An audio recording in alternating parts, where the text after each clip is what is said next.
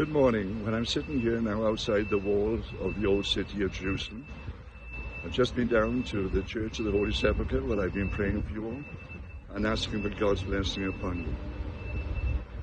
Last Sunday, of course, we had the great feast of Christ the King, where we have saluted Jesus and acknowledged who he was and his reign over this world. Now we are preparing for the day of Advent. The church divides up its year into different sections.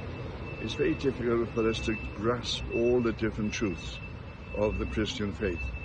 But by dividing up the year in this way, it causes us to concentrate our thinking on different aspects. So from Advent on, we're going to be thinking about Jesus coming. Yes, he's coming at Christmas when we will be celebrating his birth, but he's coming again, of course, at the end time, when he comes back to take up his reign here in this place where I'm sitting now. We celebrate the fact that Jesus is King, and one day his kingdom will be established. Now, not many people really understand what is being said in the scriptures, because Jesus, of course, was a man of his own time and he was a Jew. And at that particular time, part of the idea behind the betrothal of a young man was that he first of all should be betrothed to his wife, and then he would go back and live in his father's house. When he went back there, he would start building a home for himself and his bride. And the father would be watching him. I expect the bride would be watching him as well, wondering how this is going on. I can imagine, all her friends coming to her and saying, "Hey, he's laid the foundations. Hey, he's putting up the walls. He's got the windows in. He's got the doors in." And in a sense, the Christian church as well, waiting for the return of Jesus, is almost waiting in anticipation, looking at the signs of the times and wondering whether the time is getting close, just like the bride would have been in Jesus' own day.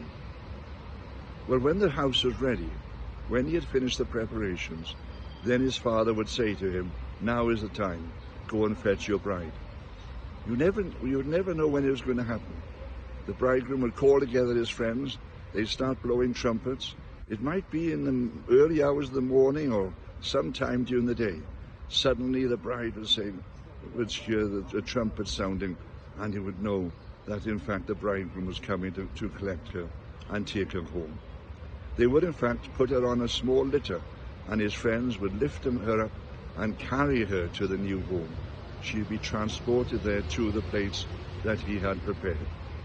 So on Advent Sunday, we're going to be talking about Jesus' return and coming back to fetch his bride. But we're also remembering as well Christmas and the fact that he has become incarnate and come into this world. We rejoice in these great events, and we think about them and we pray about them. We take assurance from them. You see, as you look at the news today, you find that it looks as if the world is winning. But it's not, It's not. All the nations of the world may rage against each other, and the powerful men and women of the world may clash with each other, and they might say, "This is our land, this is our place, this is where we are." But the truth is that the whole of creation was created through him and by him and for him. For him. The whole of creation has been created for him. He is the king, and we are part of his bride. He's going to call us into a relationship with himself. We can't begin to imagine what this is going to be like in the end.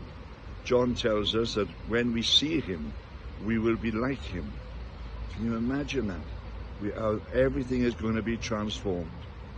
For the moment, we honor him as king, and for the moment, we rejoice in who we are. But he is coming. He's coming to collect his bride. I sit here now outside this wall. I see Christians and Jews walking up this great path alongside me. The Jews, of course, are waiting for his first coming. We are waiting for his return. And we rejoice because it may be today, it may be tomorrow, it may be next month, it may be 10 years, it may be 100 years. We don't know. But he is coming.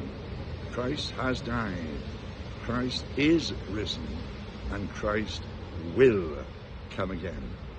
May God bless each one of you as we celebrate these great events.